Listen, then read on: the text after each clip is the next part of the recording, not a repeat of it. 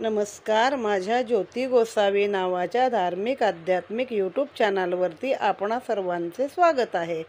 Like करा, share करा, subscribe करा. आता आपण पाहत आहोत शनिलीलामृत अध्याय 18. वक्रतुंड महाकाय सूर्यकोटी समप्रभ निर्विघ्नं कुर्मे देव सर्वकार्येषु सर्वदा. गुरुर्ब्रह्मा गुरुविष्णू गुरुर्देवो महेश्वरा. गुरु साक्षात परब्रह्म तस्मै श्री गुरुवे नमः. नीलांजन समाभासं रविपुत्रं यमाग्रजं छायामार्तंड संभूतं तं नमामि शनीश्वरम. आणि हा अध्याय आहे विक्रम राजाचा अध्याय आहे. मोठा आहे हा अध्याय. आणि शनी महात्म्यात आपण ही संपूर्ण कथा ऐकलेली आहे, पण तरी ह्या पुस्तकामध्ये हा 18वा अध्याय आहे, म्हणून पुन्हा एकदा मी ती वाचकांच्या भेटीला, ऐकणाऱ्यांच्या भेटीला आणत आहे. श्री गणेशाय नमः. श्री मंगलमूर्ती मोरया. सुखकर्ता करुणालया. ग्रंथसिंधू पार करावया. धावा धावा वेगेसी. ब्रह्मातनया माता सरस्वती. कृपा करिजे शुभ कार्याप्रती. तेने कर्म प्रासादिकती वर्धेल निश्चित. शनदेवा जगतपती तव महिमा श्रेष्ठाती. वर्णावया परमप्रीती ठेविजे मसी. श्री पंढरीनाथा पांडुरंगा. तैसेची पुण्यवाहिनी चंद्रभागा. या कथेची या प्रसंगा कृपा मजवरी ठेविजे. जे जे साधू संत ऋषीमुनी महंत. सकलांचा आशीर्वाद येथ बहुफलदायी असे. मी नेणता अल्पमती तू असता मम पाठी. प्रतिभारण वाभरती येतसे निसंशय. शनिलीला माझी सर्वोत्तम. विक्रमाची कथा परम. देवनिया अवधान भक्तोत्तम श्रवण करावी. हा अध्याय असे महान. भवभय नाशक जाण. श्रद्धेकरिता श्रवण पठन लाभ होतो जीवासी. ही कथा महासुंदर. शनी महात्म्य ग्रंथी विस्तार. शनी महात्म्यामध्ये 400 ओव्या आहेत आणि याच्यामध्ये 250 ओव्या आहेत. परी या पुष्पा वाचुनी ग्रंथहार कैसा शोभा देईल. म्हणून आम्ही बोबड्या बोले विक्रम रायासी वर्णिले. शनिदेवे प्रेरित केले निमित्त करोनिया. सकल भूमीवर अपार भारतभूमीचे महत्व साचार. तीर्थे वेदशास्त्र विचार मार्ग दाविती चराचरा. भारतवर्षा माझी पावित्र्यक नगरी उज्जैन देख. तेथे महाकालेश्वर कैलासनाथ विराजित असे. त्या नगरीचा नरेश असे सच्छील पुण्यपुरुष. त्याचा कीर्ती घोष सकळ देशी होत असे. चक्रवर्ती राया विक्रम पुण्यराशी हा राजोत्तम. प्रजाननांचे अपार प्रेम होते पाठी तयाच्या. इंद्रादिदेव समस्त तयावरी कृपा ठेवित. ऐसा महिवरी नृपश्रेष्ठ राया विक्रम असे तो. चक्रवर्ती मेदिनी भूषण. मेदिनी म्हणजे काय? धरणी. देशोदेशीचे नृप मानती वचन. सत्य निष्ठ दया सिंधू जाण येणे परी मिरवितसे. सकळ कळा अंकित ज्ञानी पंडिताचे सन्मान करीत. ऋषी मुनी साधू संत परमप्रिय तयासी. प्रजाजन नांदती सुखात रिपुमानती सन्मित्र. विवेकशील प्रज्ञावंत पाठी राखा तो असे. कठोर साधना अद्भुत त्यासी इंद्रही प्रसन्न होत. दीपरागाचे वरदान देत राया विक्रमासी. इंद्रदेवे दिदले वरदान जेवी करसी दीपगायन.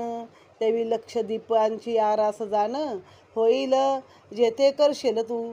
ऐसा सर्वोत्तम पुण्यराशी वर्तला या भूमीसी. पुढती तयाच्या कथेसी परियसाजी. राया विक्रम बहु पुण्यवंत परिप्रारब्ध होते विधिलिखित. तेने परिवर्तला नृपनाथ पुढील श्रवण करावे. भाळी तयाचे निश्चित 7.5 संचित. पुढती कालचक्र कैसे वर्तत गेले याते परियेसा. आता काय झालं, ही शनी महात्म्यातली कथा आहे आणि ही सर्वांच्या माहितीची आहे.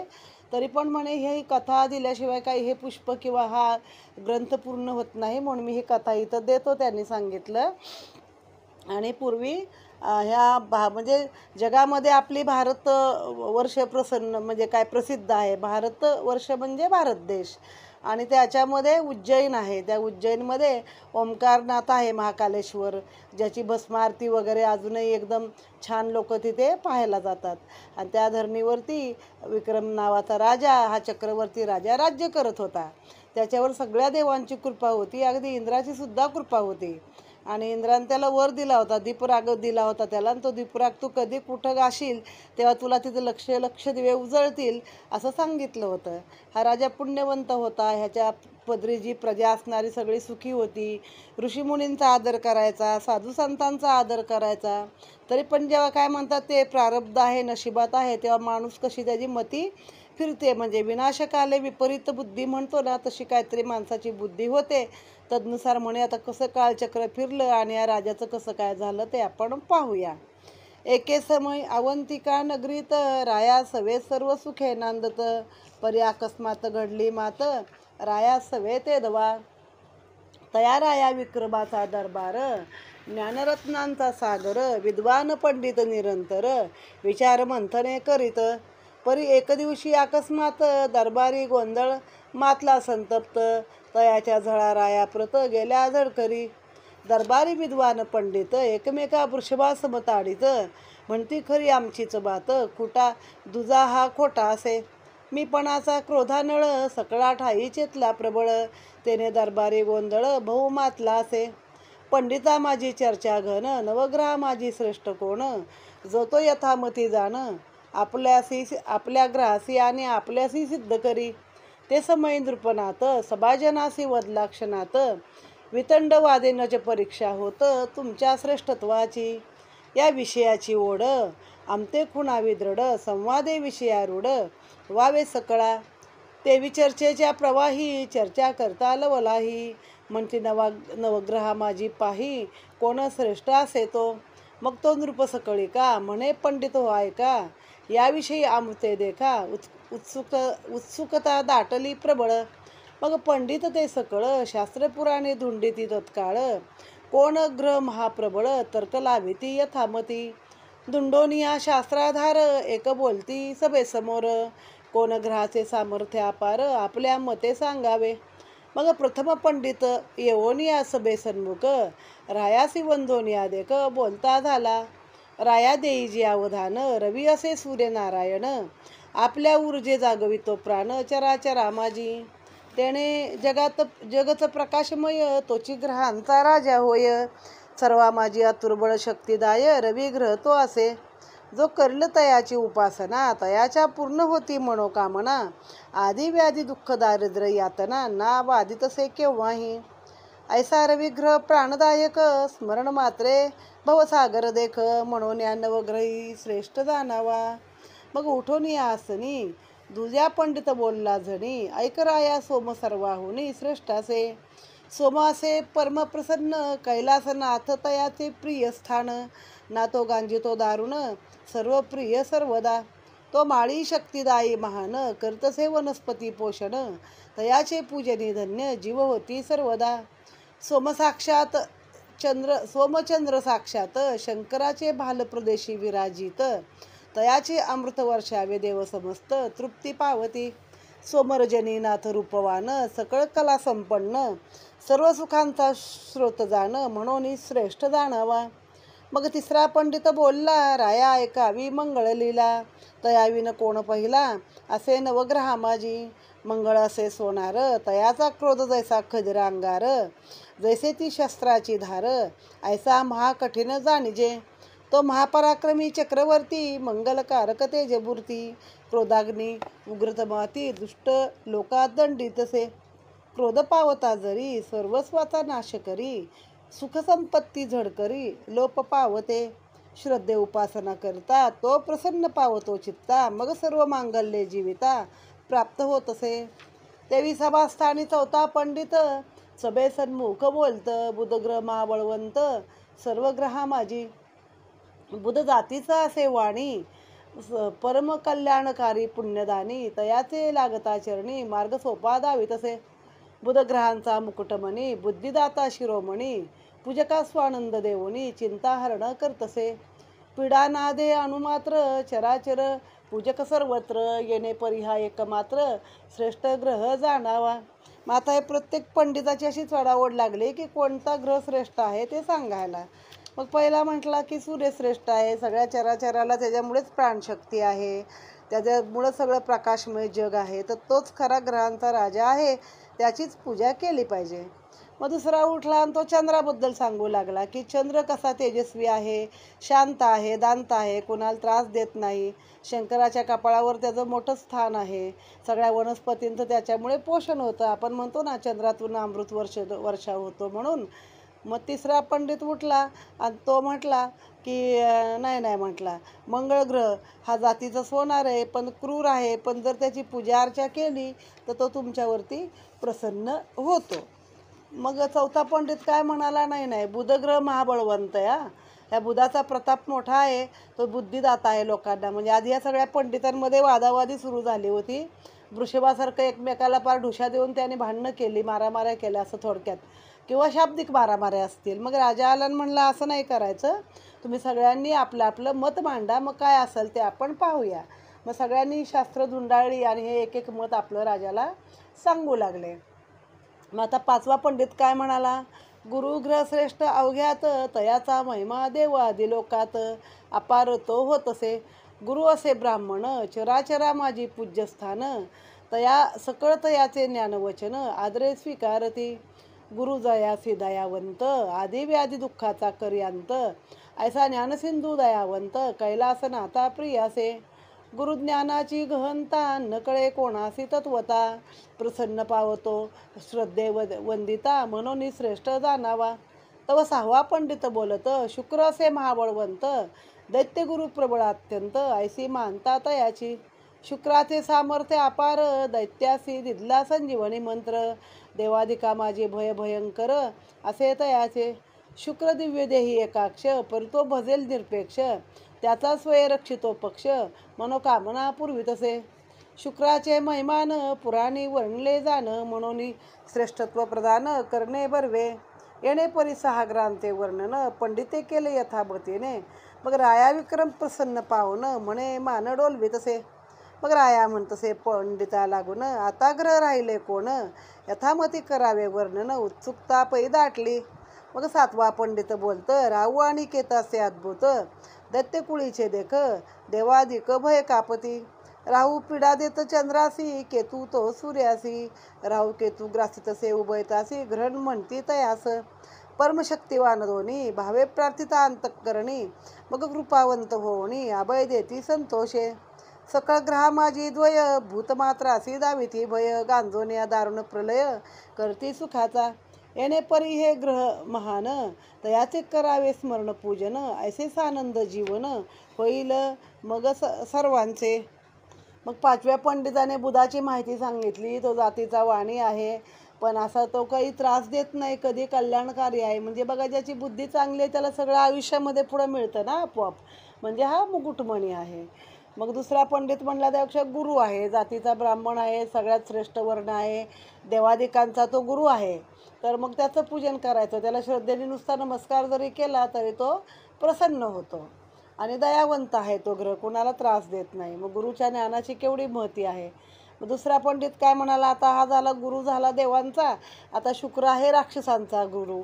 तर म्हणे हा दैत्यांचा गुरु आहे, एकाक्ष आहे, एक डोळा नाही ना झारीत बांधून बसला होता, बाहेरनं दर्भ टाकल्यावरती एक डोळा गेला, तो एकाक्ष आहे.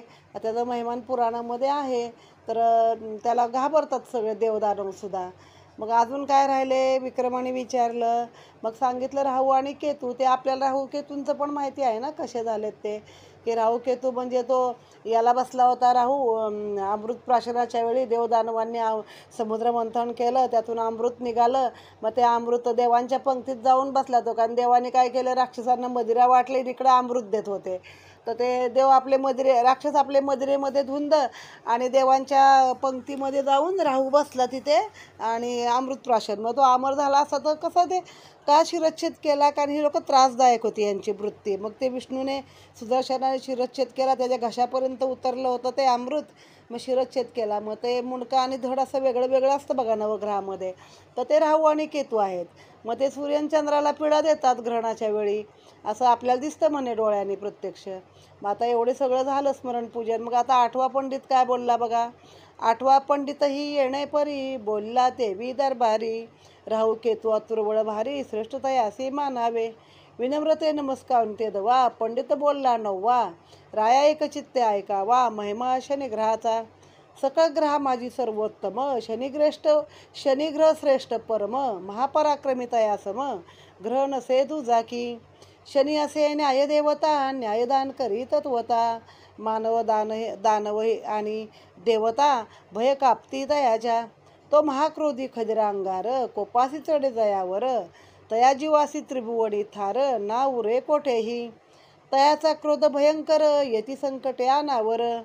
वन्नी घेरता सबोवार, तैसे जीवा हो तसे. शनदेवाची मूर्ती कृष्णकांती, परम प्रसन्न तेजस कांती. परम सुंदराती, दिसतसे सर्वदा. शनदेव जातीचा तेली, न्यायप्रिय भक्तांचा वाली. त्याच्या कृपेची सावली, चराचरावरी असे. छायानंदन श्री शनेश्वर, सूर्यपुत्र यब परमथोर. तयाचा महिमा अपार, सकल श्रुत असे तो. होताची कृपावंत, आदिव्याधी दुःखाचा अंत. सुखे मिरवी जगात, सामर्थ्य आपुल्या. शनदेव महाक्रोधी, दुष्टांची फिरवी बुद्धी. दशदिशे फिरवितो कधी, सुखाचा वारा न लगे जीवासी. असो तो अपराजित, देवदानवाही करी भयक्रांत. अहंकारे वर्तता जीवनात, दुःख दावितो तयासी. अशुभ दृष्टी पडे जयावर, क्षणा माझी करी चकणाचूर. परी दुःखा पार नसे कोठे, परी कृपावंत होता जयासी. सौख्यराशी लाभतयासी, अमुप स्वानंदे जीवासी. भरती तसे अवधान देई जे राजेश्वर. शनदेवाच्या दृष्टीचा ऐकावा चमत्कार. कैसे छळले देवदानव महावीर, ते उमजेल तुझ लागी. जन्मले जेव्हा शनेश्वर, दृष्टी पडली पित्यावर. कुष्ठे झाले बाधित शरीर, जाहले सर्व अंग तयाचे. पिता सूर्यदेवाच्या रथी होता जो सारथी, तो पांगुळा झाला सत्वरगती. अश्वांचेही नेत्र गेले, परी शनदेव महादयाळू. सुदृष्टीने पाहिले तत्काळू, मग सकळा हळूहळू. आरोग्य लाभले पुनरपी. शनी असे न्यायदेवता, त्याने गांजल्या देवदेवता. सूर्यदेव तयाचा पिता, ना सुटला क्रोधातूनी. तयाच्या कार्या माझी नसे न्यून्य, परी तो कोण सुटे क्रोधातून. दुष्टकर्म आचरिता जाण, बहु पीडादायक तो. राशीस येता अशुभस्थानी, पीडा देतसे आत दारुणी. प्रारब्ध कर्माची फळे भोगुनी, पुन्हा सन्मान करतसे. तो जयावरी प्रसन्न चित्त, तया सर्व सुखे अंकित. प्रारब्ध कर्माचे संचित, नेदी पीडा कोणास. ऐसा ग्रह प्रतिपाळ, सर्वा माझी अतुर्बळ. तयाची श्रेष्ठता सकळ, भुवनान माझी असे हो. ऐसे बोलता पंडित, सभाजन तिरस्कारे व्यंगाडित. रायाही विनोदे बोलत, म्हणे यासी थोर कैसे म्हणावे. हा जीवासी बहु कष्टवित, पिताही न सुटे क्रोधात. याचे श्रेष्ठ संबोधने मूर्खावत, हा पंडित अबुध जाणजे. ऐकता रायाचे वचन, हास्य कल्लोळे टाळ्या पिटविती सभाजन. गर्वे रायाचा उर भरून, आला तो ते दवा. आता पर्येसा श्रोतेजन, पुढे कैसे वर्तले वर्तमान. शनदेवाचे विमान, जात होते तेथुनी. सभेची ऐकुनी वार्ता, पंडित विनोदे हासती भगवंता. मग तक्षणी विमान सहिता, सभे ठाई प्रगटले शनदेव. शनदेव घडविले नवल, भये राजा भाऊ हवाल दिल. वेगे धावून या तत्काळ, साष्टांग दंडवत घालतसे. मग झिडकारीला क्षणात, म्हणे टवाळी करसी उन्मत्त. आता तुझं दाखवीन मी श्रेष्ठत्व, पाहे माझी आशक्ती बळ. राया विनवी चरणासी, क्षमा करावी दीनासी. मी कनिष्ठ लेखिले आपणासी, अपराध घडला माझा. मी अहंकारे वर्तलो, चेष्टेने वचन बोललो. दयानिधे आता धाविंदलो, मागावया क्षमादान तुझ लागी. मग शनदेवे क्षणात, झिडकारीला नृपनाथ. झणी विमानारूढ होत, गमन केले पैत्याने. आता शेवटी नववा पंडित काय म्हणाला की शनदेव असा सगळ्यामध्ये श्रेष्ठ आहे. आणि त्याला सगळं देव दानव मानव सगळे काही घाबरतात त्याच्या भीतीने. आता तो शनदेव म्हणे जन्माला आला तर तेव्हा तो जातीचा तेली आहे. आता कसं काय सूर्याचा पुत्र जातीनं तेली, खरं मला कळत नाही. सूर्यालाच कुठली जात नाही आहे, सगळ्या जगाचा सूर्य आहे. तरी पण एक एक प्रकारे अनुष्ठान दिलं आहे प्रत्येकाच्या जातीचं. इथं कोण वाणी, कोण तेली, कोण ब्राह्मण. आणि तेली म्हणून आपण त्याला तेल वाहतो बघा. आणि त्याच्यामागे कारण आहे ते, जसं चांगल्या गोष्टीचा सार काढतो ना, तेल काढतो आणि बाकीचा चोथा टाकून देतो, म्हणून तेली आहे. मग सांगितलं की हा जेव्हा जन्माला आला तर ह्याची नजर म्हणे आपल्या पित्यावर पडली, सूर्यावर. त्यालाही सोडलं नाही तर ते सगळ्या अंगाला कुष्ठ झालं. आणि मग पुढे ते नजरदृष्टी फिरवल्यावरती तो कुष्ठरोग बरा झाला. आता बघा, कोणत्याही त्वचा रोगाला खरं तर सूर्याचं ऊन, त्याची किरणं आहेत ना, ती अतिशय औषधी म्हणून मानली जातात. मग त्याचा जो सारथी होता तो पांगळा झाला, त्याच्या घोड्यांच्या डोळ्याला अंधत्व आलं. पण मग शनिदेवाने लगेच आपली दृष्टी फिरवली आणि त्यांना चांगलं केलं. मग तो कुणाच्या अशुभ स्थानी आला, 12वा शनी आला, तर तो खूप त्रास देतो. तर हे ऐकून सगळे कुत्सिकतेने त्या पंडिताला हसू लागले आणि राजा पण विनोद करू लागला आणि सगळे टाळ्या वाजू लागले. राजा म्हणले, हा कसला मुलगा जो आपल्या बापाला पण सोडत नाही, ह्याला कसं महान म्हणायचं, असं बोलला. आणि हा पंडित म्हणे, काहीतरी मूर्खासारखं सांगत आहे, ह्याला काही समजत नाही. तर ते हसायला लागले सगळे. तेव्हा शनिदेव तिथून वरून जात होते. मग शनिदेव विमानासहित त्याच्या दरबारात उतरले आणि म्हणले, आपल्या शरीर महात्म्यात आहे बघा, राजात व्हायचा मस्त, टवाळी करसी अद्भुत, याचा चमत्कार क्षणात दावीन पाहे आत्ताची. आणि मग म्हणे, मी तुला आता 12व्या राशीला तुझ्या आलेलो आहे. मग राजा धावून त्याचे पाय धरतो, सगळे क्षमा मागतात, पण शनिदेव काय कोणाचं ऐकत नाही आणि त्याला झिडकारून शनिदेव निघून जातात. आणि आता तो विक्रम मनामध्ये खिन्न होतो आणि आता कसं काय होईल त्याचा विचार करत बसतो. राजा विक्रम चक्रवर्ती मानसी खिन्न झाला ती, म्हणे आता कैसी वर्तेल गती, क्रोधाबळे शनिदेवाच्या. परजे संचित जन्मजात, आता तैसेची वर्तेल साक्षात, चिंताबळे रायाचे मनात, भय दाटले केवी. आता पुढील वर्तमान, 12वे स्थानी शनी आला दारुण, त्याने प्रभावित झाले जीवन, 7.5 वर्ष रायाचे. शनिदेवे रचले माया, वारू आणले विकावया, वारूची सुलक्षणे पाहावया, रायाही तेथे पातला. राया अवलोकित आश्वासी, प्रसन्न झाला मानसी, 6 रंग शोभती त्यासी, बहुलक्षणी प्रथम देखिला. राया म्हणे सेवकासी, सौदागरे बोलवावे गेसी, अश्व वाढविल कीर्ती देशोदेशी, आपल्या भूमीची. षडरंगी आबलक, उत्तम लक्षणी नेक, ऐसा अश्व जगती एक, प्रसवला आपल्या भाग्ये. मग राया म्हणे सौदागरासी, मोल सांगावे वेगेसी, चित्त गुंतले वारू रूपासी, बहु आबलख. मग वदला सौदागर, मोल तयाचे 1 लक्ष मोहर, ऐसा अश्व महिवर, नसेची दुसरा. मग कारवान म्हणे रायासी, घोडा फिरवणी स्वतः पाहासी, अश्वबळ चातुर्य आपणासी, ज्ञात होईल तत्वता. कारवान वेशे आले शनिदेव, रायावरी 7.5चा प्रभाव, माया जाला प्रति विक्रमादित्य राव, फसला खोलवरी. मग अश्वप्रेमी नृपती, अश्वारूढ झाला प्रीती, कोरडा मारता पवनगती, वारू धाविंदला आकाशपंथे. कोरडा मारला गगनपंथी उडे, वेगे दूरदेश दृष्टी पडे, वारुसी कैसे थांबवावे कोडे, पडले रायाच्या मणी. पुढती दूरदेशी वनात, अश्वगुप्त झाला क्षणात, राया उमजला मनात, ग्रहदशा कोणदेशी पातलो. राया विचारी मनासी, विनोदे बोललो शनिदेवासी, माया रचून निर्जन प्रदेशी, आणूनी मज सोडले. आता 7.5चा काळ, दुर्धर असेल प्रबळ, जैसे असेल प्रारब्ध फळ, तैसेची भोगणे लगे. मग विक्रमादित्य दिशाहीन, चालल्या नशिबासवे तेथून, भुक्ते ग्रासीला अन्न उदकावीन, परिनगरीचा मार्ग दिसेना.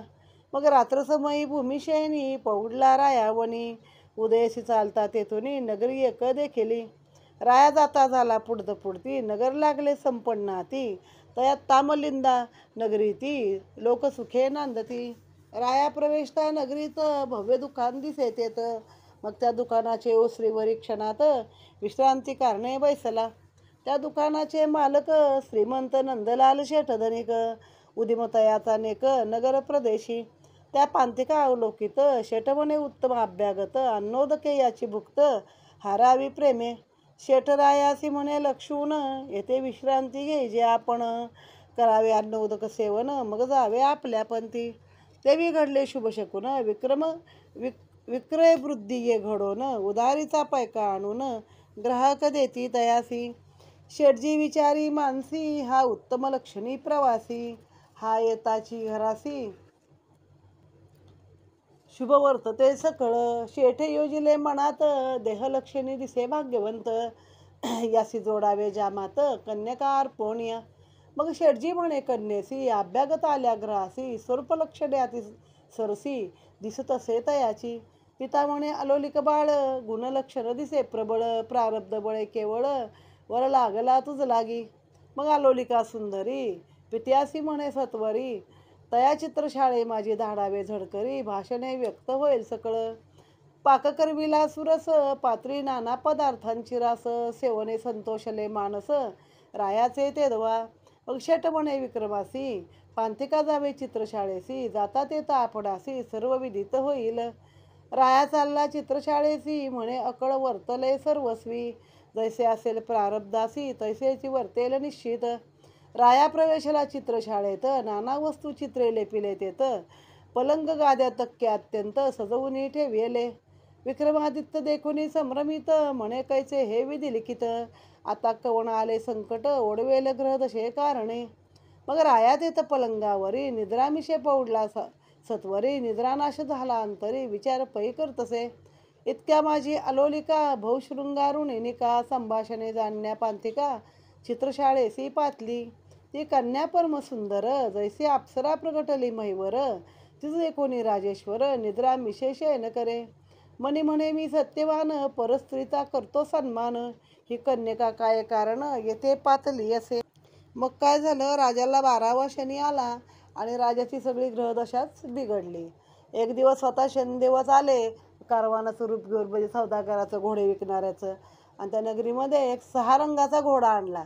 आता राजा कसा फसला बघा, 6 रंगाचा घोडा कधी असतो का? पण राजा म्हणला नाही, माझ्याच भाग्याने हा घोडा इथं आलेला आहे, ह्याचा जो मालक आहे त्याला बोलवा, आपण त्याला काय असतील ते पैसे देऊ. मग ती चित्त तिथं गुंतलं. म्हणे किती बाबा तुला पैसे द्यायचे? तर म्हणे 1,00,000 रुपये. बघा त्या काळात 1,00,000 मोहरा, रुपये पण नाही, शनिदेवाने मागितले. आणि म्हणे तुम्ही तर घोड्यांचे म्हणे परीक्षक आहे, तुम्हाला उत्तम त्याची गती आहे, तर तुम्हीच घोडा फिरवून पहा. मग तो विक्रमादित्य घोड्यावरती बसला. त्या घोड्याला एक काय तो आसूड मारला, तर घोडा इतक्या जोरदार पळाला की जसा काय आकाशात उडतोय असंच वाटायला लागलं. आणि काही केला थांबेना. आणि शेवटी जेव्हा कुठतरी एखाद्या दूरदेशात नेऊन सोडलं, जिथं वन होतं, पण उजाडच होता देश तसा, वन होतं, त्या वनामध्ये उतरल्याबरोबर घोडा गुप्त झाला. मग मग विक्रम मनामध्ये समजला की ही 7.5चीच प्रकार आहे, ह्याने मला माझ्या राज्यातनं काढून कुठतरी एखाद्या परदेशात आणून टाकलंय. आता बघूया काय होतंय पुढे. मग भूक तहान लागलेली, कुठे काय नगर दिसेना, चालतोय.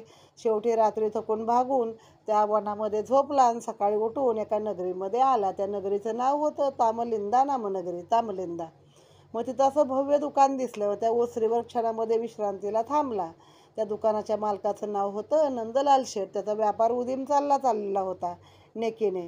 तो येऊन बसला तिथे आणि अन्न उदक पाहिजे म्हणजे बाबा सांगितलं मला पाहिजे. तर शेठच म्हणला स्वतःहून की तुम्ही आता थांबा, तुम्हाला मी चांगलं जेवण खाण घालतो, मग तुम्ही पुढे जा, विश्रांती घ्या थोडीशी. तेव्हा लोक असं कोणी आलं तर त्याला खाण्यापिण्याशिवाय सोडत नव्हते. आता वाट बघतात कधी एकदा बाहेर जातो मग आपण जेवतो. आणि तेवढ्यात काय झालं, उधारी वगैरे वसूल झाली. त्या दिवशी जास्त धंदा झाला. मग त्याला वाटलं हा माणूस शुभशकुनी आहे, ह्याच्या एकंदरीत देहबोलीवरून पण हा चांगल्या घरचा वाटतो आहे, चांगला आहे. त्याची एक मुलगी होती आलोलिका नावाची, आणि तिला स्वतःचा इच्छावर पाहिजे होता, मनात आढळ तसाच.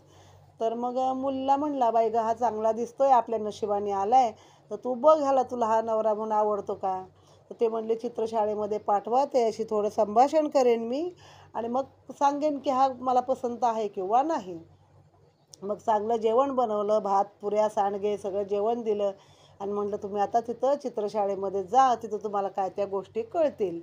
मग राजा तिथं आला. तिथं असं बिछाने, गाद्या, तक्के, पलंग सगळं सजवून ठेवलं होतं. नाना वस्तू होत्या, चित्र होती भिंतीवरती. आणि तिथं हा राजा झोपला. म्हणून तेवढ्यात ही आली शृंगार करून चांगला बोलण्यासाठी. मग राजा म्हणे मी तर बाबा म्हणजे असं परस्त्रीला कधी हे करत नाही, कन्येसारखं असते मला, आता ही कशाला आली ही तर काय माहिती. मग त्याने असं झोपेचं सोंग घेतलं आणि तोंडावर पांघरून घेऊन राजा तिथं झोपून गेला. म्हणजे जागाच होता पण सोंग घेतलं. आलोलिका प्रसन्न मानसी, अवलोकित राया विक्रमासी, पाहे वाट बैसुनी चरणासी, संवादा कारणे. समय वर्त लाभवत परी जागा न होय नाथ, मी खिन्न मनाने तेथे कंटाहार काढून निद्रा करतसे.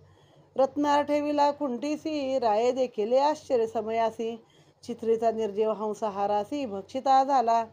देखोन या तो प्रकार विक्रमादित्य समजला सत्वर, हा शनिदेवाचा चमत्कार मद दुःखासी कारण हा.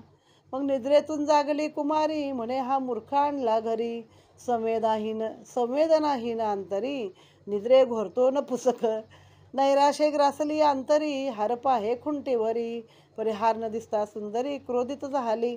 म्हणे सज्जन नोहे हा तस्कर, याने चोरला माझा हार. देई जे हार सत्वर, ना तरी पिढा भोगीसी दारुण. उत्तम लक्षणी मानून, केली तुझी सेवा जाण. परी गर्दबा परी लक्षण, गेला सौ करड्यावरी. रत्नहार देई जे मज प्रती, जरी पित्यास होईल श्रुती. तरी मग सेवकाच्या हाती, मार खाशील दारुण. तव राया म्हणे कुमारिकेसी, मी सत्य जपतो मानसी. हार नाही गा आम्हापासी, हा आळ ग्रहदशेच्या कारणे. मग क्रोधावळे कुमारी, पित्यासी सांगे सत्वरी. नोहे सुलक्षणी हा तस्करी, याने चोरला माझा हार. शेडदिस क्रोध चढला अनावर, पाचारिले सेवका सत्वर. म्हणे असी देऊनी मार, हार घ्यावा कन्येचा. सेवक देती मार, म्हणे दे जे रत्नहार. राया म्हणे का मारता निष्ठुर, हार नाही गा आम्हापासी. मग शेट म्हणे सेवकासी, श्रुत करावे चंद्रसेनासी. रायाचे सैनिक तस्करासी, दंडन करतील बहुत. मग बांधून या तस्कर, नेला चंद्रसेना समोर. वृत्तांत निवेदिता सत्वर, चंद्रसेन क्रोधे पेटला. म्हणे मम आदेश, रत्नहार दे जे कन्येस. ना तरी प्राणास मुकशीला आता निश्चय. विक्रम म्हणे राजेश्वर, नामी चोरला रत्नहार. सत्यवंताही पटणार, नाही तुम्हा तेदवा. मज भोवती ग्रहदशेचा फेर, म्हणून आळ घाली मजवर. आता प्रारब्धीचे भोगसाचार भोगणे लागे. विक्रमाची ऐकता वाणी, चंद्रसेनाचा पेटला क्रोधाग्नी. सैनिक आज्ञापित जणी, यासी शिक्षा करावी. नेवणी नगराबाहेर, मार द्यावा निष्ठुर. हस्तपाद खंडूनी तस्कर, अन्न उदक ना द्यावे. मग राया चंद्रसेनाचे फरमान, सैनिक विक्रमासी गेले घेऊन. यथा राजा तथा प्रजा जाण, तेने परी वर्तले. दयानुपजे अंतरी, हस्तपाद खंडले झडकरी. विक्रम वेदना शोषित भारी, पडला नगराबाहेरी. शनदेव चंद्रसेनासी, दया उपजवी मानसी. म्हणे अन्नोदक द्यावे तस्करासी, तेने प्राण वाचेल. तेने परिक्रमिताधीन, पुढे कैसे वर्तले वर्तमान. श्रोते देऊन अवधान, सावधान करावे. हा विक्रम राजा तोंडावर पांघरून घेऊन झोपला. ती आपली आत्ता उठेल मग उठेल, संभाषण करेल माझ्याशी म्हणून पायाशी बसली. मग कंटाळून गळ्यातला रत्नहार होता मोठा नवरत्नांचा, तो उचलून खुंटीवरती टांगला आणि झोपायला गेली. नको म्हणले आता ह्याच्याशी संभाषण. तेवढ्यात राजा जागा झाला. बघतो तर त्या चित्रातला हंस सजीव झाला, खाली उतरला आणि त्यानं तो रत्नहार पुरा गिळला. ह्याला कळलंच ही शनिदेवाचीच सगळी आता कहाणी आहे आणि आता मला ह्याच्यामुळे त्रास होणारच आहे. मग काय झालं, कुमारी जागी झाली. बघते तर त्या खुंटीवरती काही आपला हार नाही आहे. आणि मग ते कसला नपुसक आहे, ह्याला कुठली संवेदनाच नाही. बरोबर ना, एक तरुण स्त्री आली, पायाशी बसली, एखादा दोन प्रेमाचे शब्द बोलेल, चांगला बोलेल किमान सभ्यपणे, तर तिला कळलं असतं हा कसा आहे. ही म्हणली हा तर चोरटा दिसतोय, हा काही सज्जन नाही, माझा हार दे म्हणून त्याला चिडली. तर तू म्हणली शेवटी तू गाढवच आहेस म्हणले, तुला उत्तम भोजन दिलं पण तू शेवटी उकरड्यावर गेलास. मग आपल्या वडिलांना सांगितलं. मग ते पण म्हणले बाबा तुला मी सज्जन समजून तुझी एवढी सेवा केली, तुझ्याकडं आता तू माझ्या पोरीचा हार देऊन पुढं चालता हो. मग त्यांनी सांगितलं माझ्याकडे काय नाही आहे, तुम्ही हे करू नका, माझ्यावर असं आळ घेऊ नका, मी कधी खोटं नाही बोलत. मग त्यांनी काय केलं, राजाला सांगितलं. मग राजा पण चिडला अजून. मग राजाच्या सेवकांनी येऊन त्याला बांधून नेला, तिथे उभा केला. मग त्यानं सांगितलं मी चोरी केलेली नाही, हा माझ्या ग्रहदशेचा फेरा आहे वगैरे वगैरे. पण ऐकतं कोण. मग त्यानं सांगितलं ह्याला नगराबाहेर न्या, ह्यानं चोरी केली ना ह्याचे हातपाय तोडून टाका. मग झालं, त्याचे हातपाय तोडून त्याला नगराबाहेर टाकून दिला. आणि बिचारा तिथे कष्ट म्हणजे वेदना सहन करत करत पडला होता. मग परत शनिदेवानीच चंद्रसेनाच्या मनामध्ये अशी दया उपजवली की ह्याला अन्न उदक तरी द्यावं. मग लोक त्याला अन्न उदक देऊ लागले. आता अशी काही वर्ष गेली. त्याच्यानंतर पुढं काय घडलं ते ऐकूया. उज्जैनीची तेली कन्या सुंदर, सासर तिजे तामलिंदा नगर. बैसोनिया पालखी माझी सासर, गृही होती चालली. तेवी घडली मात, विक्रम हस्तपादाविन तळमळत. उज्जैन कन्या अवलोकित, विश्वास नैनी बसेना. कन्या म्हणे रायासी, कोण वर्तले कैसे वर्तले आपणासी. तुम्ही चक्रवर्ती पुण्यराशी, कवणे गतही केली. राया आशीर्वादे वदला तेया, बाळे सौभाग्यवर देल तुवा. ग्रहदशा आमचे जीवा, अमृत परम दुःख देतसे. उज्जैनीचे क्षमकुशल पुसता सांगतसे कन्या बाळ, राणीचे कृपेजन सकळ सुखाने नांदती. मग कन्या म्हणे रायासी, तुम्ही यावे मम ग्रहासी, ना श्रुत होईल कोणासी, संतोषी राहावे ग्रहाते. राया पडला संभ्रमात, म्हणे कन्याग्रही राहणे नोहे उचित, मणीचा भाव जाणून क्षणात कन्या वदली तेवी. कन्या म्हणे रायासी, घाणा हाकावा ग्रहासी, मोले आपले उदरासी, भरण करावे निसंकोच. शिबिके माझी रायासी बैसवीत, ग्रही आणला नृपनाथ, वदली सकळा प्रत, रत्न लाभले आपणासी.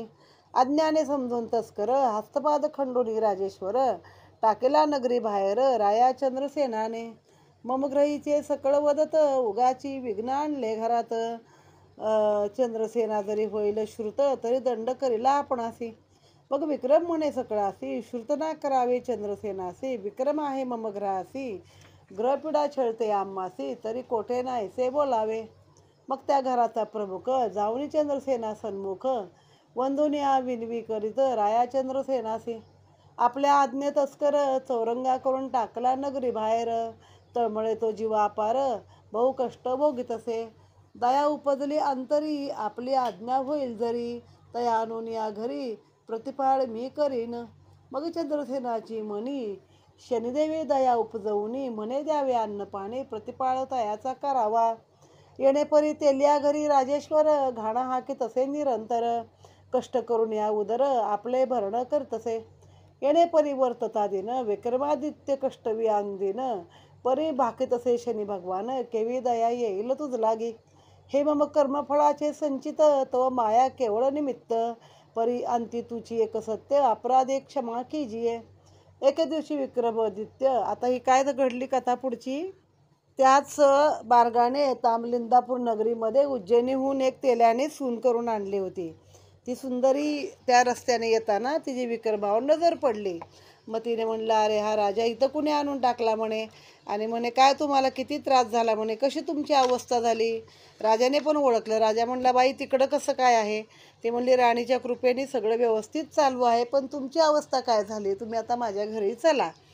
तर तो म्हणला, विचार करू लागला की मुलीच्या घरी कसं बापाने जाऊन राहायचं, एक प्रकारे म्हणजे सगळी प्रजा कन्यावत आणि पुत्रवत.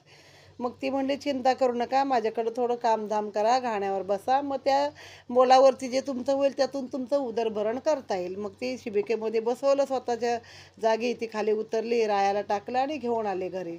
मग घरामध्ये सांगितलं की हा जसा काय आपल्याला चिंतामणी सापडला आहे, कोणीतरी चुकून उकरड्यावर टाकलेला, हा राजा आहे विक्रम, तर तुम्ही कुणाला, मग राजानेच सांगितलं कुणाला, मी विक्रम आहे असं सांगू नका चंद्रसेनाला. पण मग तो सासरा गेला, तिथे हातपाय जोडून म्हणला की राजा, तुम्ही जो तस्कर आहे, नगराच्या बाहेर चौरंगा करून टाकला आहे, तर त्याला मी माझ्या घरी आणीन म्हणतो, आणि काहीतरी काम देऊन त्याला अन्न वस्त्र पण देईल.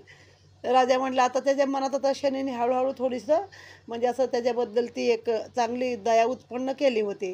तर म्हणे ठीक आहे बाबा, तू चांगला आहे, त्याला अन्न वस्त्र उदक दे आणि त्याचा प्रतिपाळ कर, चांगला सज्जन माणूस आहेस तू. मग तो आपल्या घरी घेऊन आला. आणि मग असाच तो बस अशी गेली, 7.5 वर्ष जवळजवळ संपली. पण तो शनिदेवाचं सतत मनामध्ये हे करत होता की राजा, तूच एक सत्य आहे देवा, आणि तूच आज ना उद्या मला चांगले दिवस आणशील. मग असाच एकदा तो घाण्यावर बसलेला असताना दीपरागाची इच्छा मनात आली, आणि तो सुस्वर कंठाने दीपराग गाऊ लागला. दीपराग आळवी राजेश्वर, सुस्वर उमटले सर्व दूर, दीपरागाचा तो अवसर अपूर्व घडले तेवी. दीपरागे नगरी लखलखीत, लक्षद्वीपे नगरी उजळीत, हा कोण चमत्कार करत, म्हणे चंद्रसेन कन्यका. आज नसे दीपावली, मग लक्षद्वीप नगरी कैसी उजळली, घेई जे शोध लवलाही, सेविका आपल्या पाठविल्या. सेविका शोध घेती शोध, तव देखिले अद्भुत, चौरंगा दीपराग आळवीत, तेलियाचे घराठाई.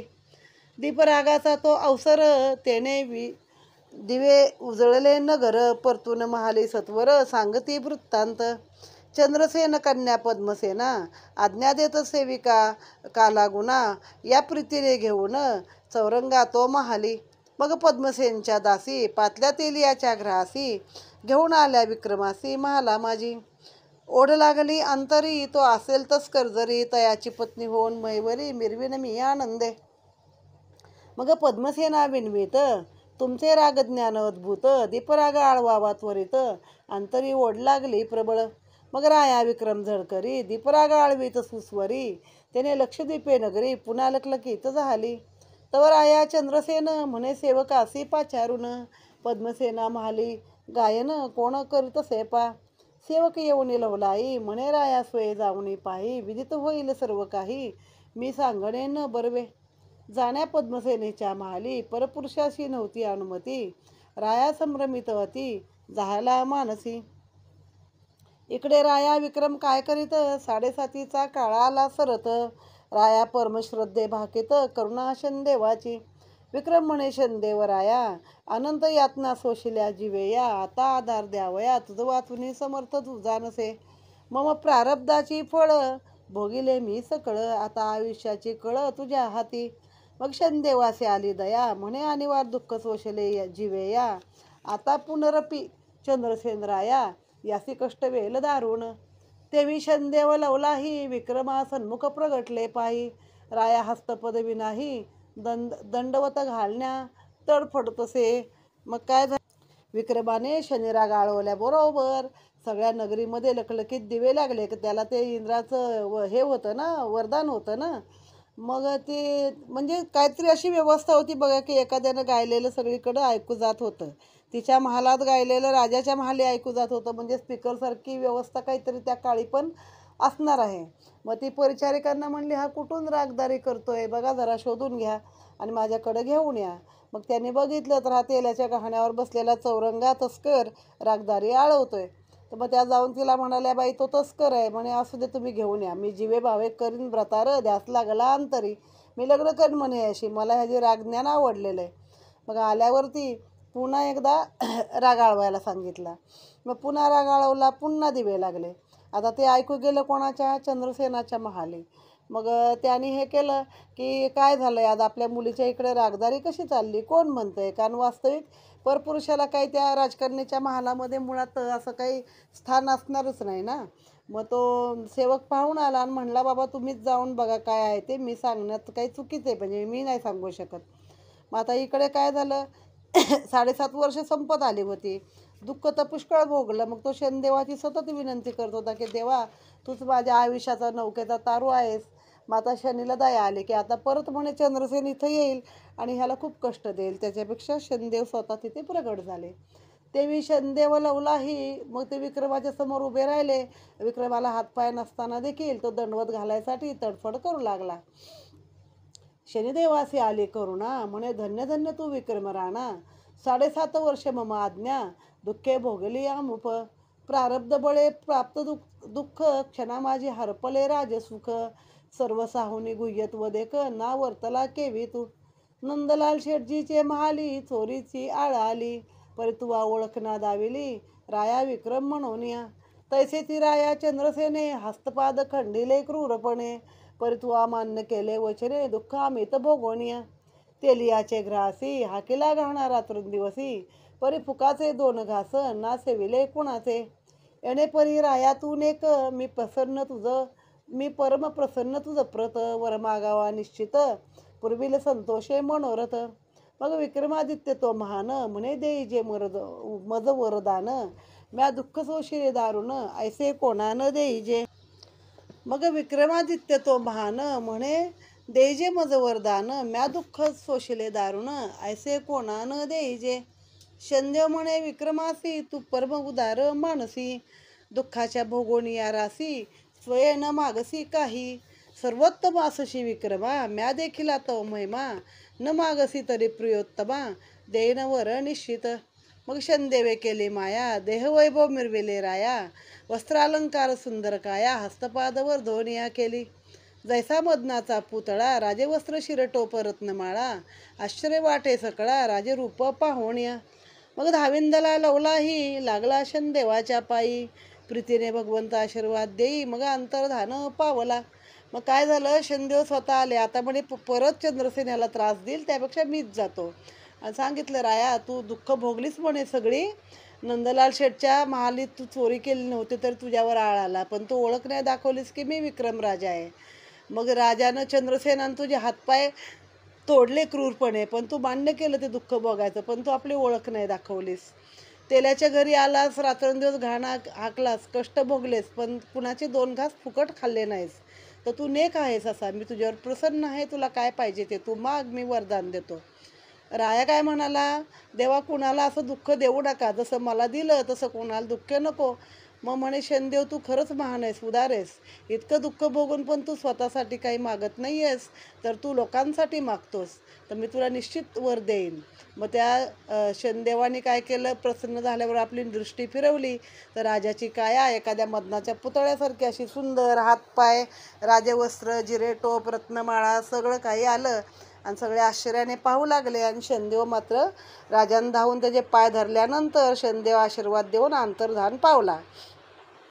इतक्या माझी चंद्रसेन पातला, पद्मसेना महाली जाण, स्वन्मुख विक्रमासी पाहून आश्चर्य वाटले तया. मग विक्रम म्हणे, चंद्रसेना मी उज्जैनीचा असे राणा, ग्रहदशा आली म्हणून पिडा भोगली दारुण.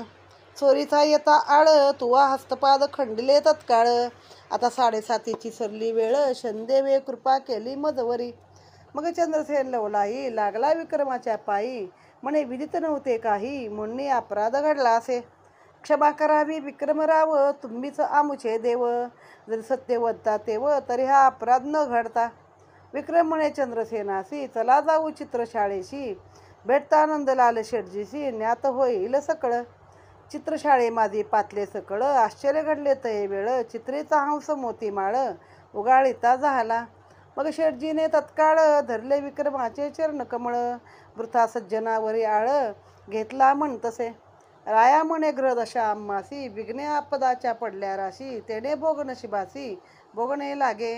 मग नंदलाले लवलाही, आलोलिका अर्पिली विक्रमाच्या पायी, धन कनकादिकही देऊनी बोळविले. तव चंद्रसेन म्हणे विक्रमा, पद्मसेन असे मनोरमा, तिजसी वरावे प्रियोत्तमा, हात येचा पण असे. मग चंद्रसेने करविली तयारी, वेदसंपन्न विप्राते पाचारी, मंत्र उच्चारे पद्मसेना नोवरी, झाली विक्रमादित्याची. चंद्रसेन काय करीत, वस्त्रे भूषणे सुवर्णार्पित, चतुरस्त्र सेना देऊनी बोळवित, कन्येसी ते दवा. राया विक्रम अवंतिका भूषण, आपले देशी करतसे गमन, अपार वैभव शनदेवे कृपेने लाभले पुनरपी. होता शनदेव कृपावंत, राजवैभव झाले प्राप्त, प्रजाजन परमानंदे उल्हासित, आगमने रायाच्या. विबुध हो परिसया पुढती, दृढ भावे जे का भजती, तया सुख राशीची प्राप्ती होय शनदेवाच्या कृपेने. शनदेव आपल्या भक्ताप्रती प्रेमे कृपा करताती, दशा महादशा 7:30 निवारण करताती. मग आता काय झालं, तर चंद्रसेन आला, त्याने बघितलं हा कोण आला माझ्या कन्येच्या महाली, एवढा देखणा पुरुष. मग राजाने सांगितलं की मी उज्जैनीचा राणा आहे, राजा आहे, माझं विक्रम नाव आहे. आता असं विक्रम सर्वांना माहीत होता, खूप शूर राजा आणि खूप उदार प्रतापवंत, लोकांशी प्रजेशी चांगला, पण पाहिलेला नव्हता ना प्रत्यक्षात. मग चंद्रसेनाला पण खूप वाईट वाटलं, पाय धरले. म्हणे आधी तेव्हाच बोलला असतास तर असं घडला नसता अपराध. तर म्हणे तेव्हा माझी ग्रहदशा खराब होती म्हणून कोणी माझं काही ऐकलं नाही, आता शनदेव मला स्वतः सहाय्य झाले म्हणून तुम्ही अशी बोलताय, तर ठीक आहे म्हणे. आता त्या नंदलाल शेठाच्या आपण महालामध्ये जाऊया. त्या महालामध्ये जातात, बघतात तर तो चित्राचा हौस असतो, तो खराक होऊन खाली येतो आणि तो गिळलेला हार आहे तो पुन्हा सावकाश सगळ्यांच्या समोर बाहेर काढतो. मग त्या शेठला पण वाईट वाटतं की एका सज्जन माणसाला माझ्यामुळे त्रास झाला, आणि मग तो लगेच आपली ती आलोलिका नावाची कन्या त्याला अर्पण करतो. मग तो निघाल्यावर राजा म्हणतो, खरं तर पद्मसेनामुळे हे सगळं झालं ना, तर म्हणे तिची इच्छा आहे तू याशी लग्न करायची, राजा माझी कन्या पण स्वीकार कर. मग त्यांनी सगळी तयारी केली, वेदसंपन्न ब्राह्मण बोलवले, मंत्र उच्चाराने लग्न करून दिलं. हत्ती घोडे दास दासी वस्त्र अलंकार सोनं सगळं काय देऊन आपली कन्या नगरीला पाठवली. मग तो अवंतिकेचं भूषण राजा आपल्या नगरीत आला आणि खूप प्रजा पण आनंद झाली आणि मोठ्या मानाने पुन्हा तो सिंहासनावरती बसला किंवा त्याला आपलं राज्यपद पुन्हा प्राप्त झालं. मग आता ह्या अध्यायातून तुम्ही काय येसा काय लक्षात घ्या, तर शनदेव आपल्या भक्ताप्रती प्रेमाने कृपा करतात. मग तुमची दशा महादशा 7:30 असेल तर शनदेवाचं भजन पूजन केलं तर ते तुमचं 7:30 निवारण होते. जे का विवेके आचरती, नम्र भावे धरती प्रीती, ऐसा भक्त शनदेवाप्रती प्रिय असे. जे सात्विक नारी नर, पुण्यशील जयाचा आचार, ते जीव अपार सुख भोगिती. गर्वोक्तीने उरे भरे उर नसे भूत दयाणू मात्र दुर्बळ दुःखिता भयंकरात फार तो प्रिय शनदेवासी दयाचा चरणी भाव तो रंकास वाराव तयाचे जीवन शनदेव आनंदे भरवितसे राया विक्रमादित्य महान त्याने मान्य केले वचन वृता छेडले शनदेवा कारण मग दुःख भोगिले स्वय जे जे दुःखे पातली पुरती ते सकळी भोगिली निगुती मग शनदेव जगतपती कृपावंत झाला मग नच मागता काही अपूर्व वैभव ठाकले पायी येणे परी शनदेव पुण्यदायी कृपावंत होय भक्तासी विक्रमे मागितले वचन मनुष्य देहान पिढी जाण तदनुसार सात्विका शनी भगवान निज कृपे रक्षितसे येणे परी हा अध्याय पवित्र पठने क्लेश नाही आणू मात्र स्वानंद सुखाचे महासूत्र भूतमात्रा असे ये अध्यायीचे इति विनंती शनदेवाप्रती भक्तवत्सलाची प्रारब्ध गती सुखे परविजे श्रीदास शिवाजी विरचित शनदेव शनीश्वर लीला अमृत ग्रंथ पटणे दशा महादशा 7.5 चराचरा सुफळ लाभो. मग काय सांगितलं थोडक्यात की तुम्ही मनामध्ये गर्वोक्ती धरू नका, सर्वांठाई भूतदया धरा. कोणाची हे नाही, कुणाच्याबद्दल करुणा नाही, दया नाही, कुणाला काही देणं नाही, घेणं नाही, अन्न वस्त्र नाही. भूतदया म्हणजे सगळे जीव पृथ्वीवरचे ना, फक्त माणसं नाही, सगळ्यांशी प्रेमानं राहा, सगळ्यांना चांगलं वागवा. त्या राजाने चित्रातला हंस होता पण त्याच्या तोंडातली माळ ओढली नाही का, तर परजीवाला दुःख द्यायचं नाही. तसं तुम्ही वागलात तर शनदेव तुमच्याशी चांगले होतात आणि तुम्हाला तुमची 7.5 दशा महादशा सगळी निरसून जाते. तर हे याच्यामधलं या अध्यायातलं सार आहे की शनदेवाच्या प्रती तुमची भक्ती कायम ठेवा. श्री शनी लीलामृत शनी देवतार्पण नमस्तू.